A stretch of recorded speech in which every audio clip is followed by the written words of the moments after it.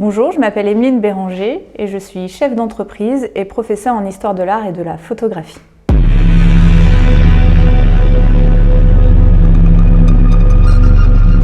Alors j'ai rencontré Charlie Desoubry il y a quelques années maintenant, un peu plus de 7 ans. Et à l'époque, j'étais plutôt derrière l'image puisque je suis maquilleuse effets spéciaux pour le cinéma et créatrice de costumes. Et nous travaillions sur un projet commun qui était pour le théâtre de Bretigny, pour l'affiche des saisons. Et ce jour-là, la modèle leur a fait faux bond et toute l'équipe m'a un peu mis gentiment à l'honneur puisqu'ils ont voulu en fait que je pose et ils m'ont dit est-ce que tu veux bien nous rendre ce service? Et c'est comme ça que j'ai démarré en tant que modèle photo en étant affichée en 4 mètres par 3 dans le métro parisien pour une première expérience de modèle photo. J'avoue, c'était très chouette.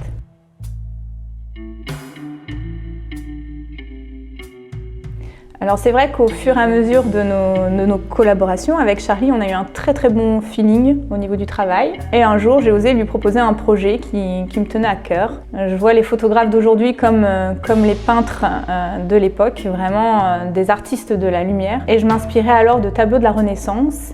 Et il y en avait un qui me tenait très à cœur, que je lui ai présenté. C'était un triptyque et sur lequel je lui ai demandé si je pouvais poser puisqu'il y avait cette femme enceinte, voilà, un petit peu à la manière d'une Vénus. Et il m'a dit oui tout de suite avec grand plaisir. Et ça a été le début d'une très belle collaboration, une magnifique image où j'étais à 8 mois et demi de grossesse, mais ça aurait pu aussi être la dernière.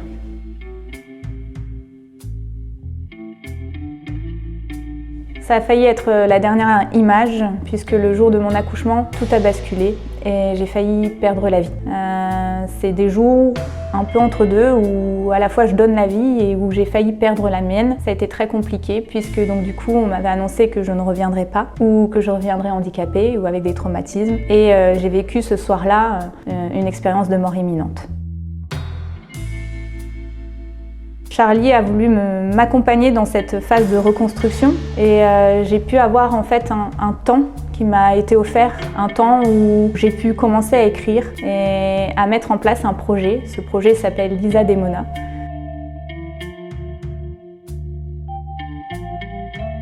Toute cette phase d'écriture, en fait, ce sont des textes un petit peu surréalistes, un petit peu, on va dire, de l'écriture automatique. Et de cette écriture est né ce personnage. Et dans ce personnage, en fait, il y a 2 alter-ego. Il y a Lisa, qui est une humaine un peu douce, dépressive, qui attend patiemment sa vie et qui la subit peut-être un petit peu. Et de l'autre côté, il y a Mona, cette guerrière, cette démon qui vit une vie de conquête. Et en fait, Mona prend le corps de Lisa chaque nuit. Et chaque nuit, en fait, il se passe des choses.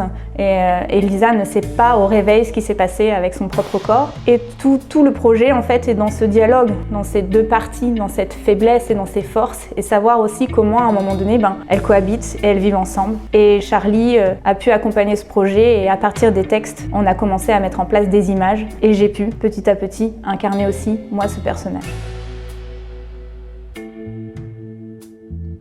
Bonjour, je m'appelle Charlie Desoubry, je suis photographe depuis plus de 30 ans et je participe au projet Lisa de Mona. Alors Emeline, je l'ai rencontrée parce que j'avais des projets de photos avec des costumes en cuir et on s'est rencontrés une première fois où Emeline n'était pas la modèle, mais ça a tout de suite matché parce qu'on avait quand même pas mal de choses en commun et de fil en aiguille, on est parti à travailler ensemble et surtout sur le fameux projet dont Emeline vous a parlé avec le théâtre de Bretigny, qui était vraiment un concours de circonstances et qui a mis un peu le pied à l'étrier d'Emeline en termes de photographie, bien qu'elle en faisait déjà un peu. Donc il y avait eu ce projet-là, et puis comme elle était enceinte, on avait un projet aussi par rapport au fait que Emeline était enceinte, et on voulait faire des photos de femmes enceintes finalement dans son univers. Donc d'où est venue l'idée de tableau de la Renaissance, enfin il y avait tout un concept autour, auquel j'ai adhéré assez rapidement, parce qu'il y avait une grosse partie de mise en scène de décors et de costumes.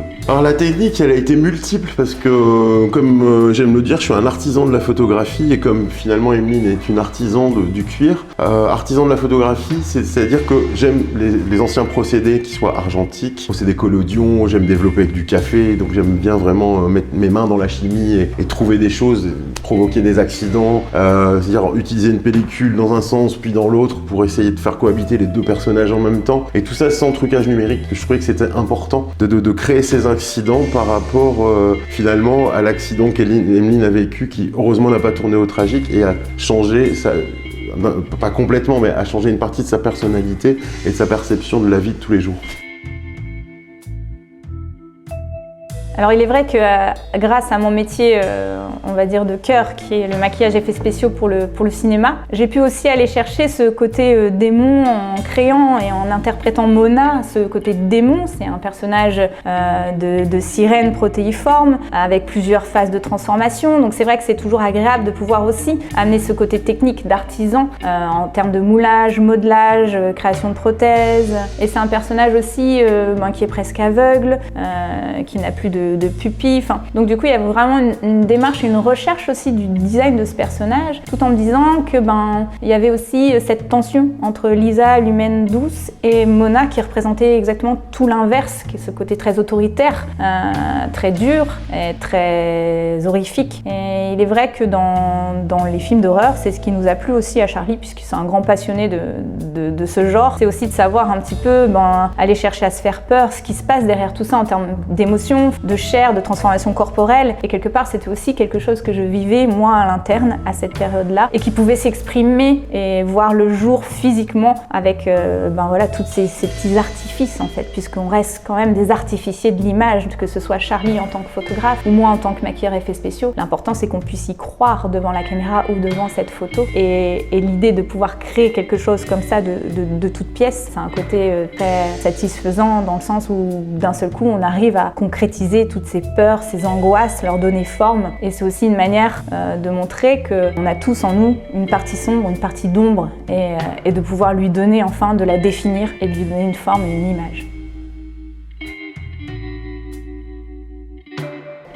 Par l'amour du cinéma, par l'amour moi que j'ai aussi des icônes religieuses, je pense qu'on arrive dans un certain terme de sacré, parce qu'on a longtemps évoqué aussi parler des Vénus des médecins. C'est Emeline qui m'a fait découvrir ça et j'ai trouvé ça mais vraiment fabuleux. Ça, je vous laisse aller voir un petit peu de quoi il en retourne. C'est vraiment tout ce côté finalement mythologique. Je pense qu'on crée un espèce de nouveau personnage, un nouveau mythe. D'accorder ça et d'être au service, finalement être au service d'Emeline, au service de son personnage, pour moi c'est intéressant.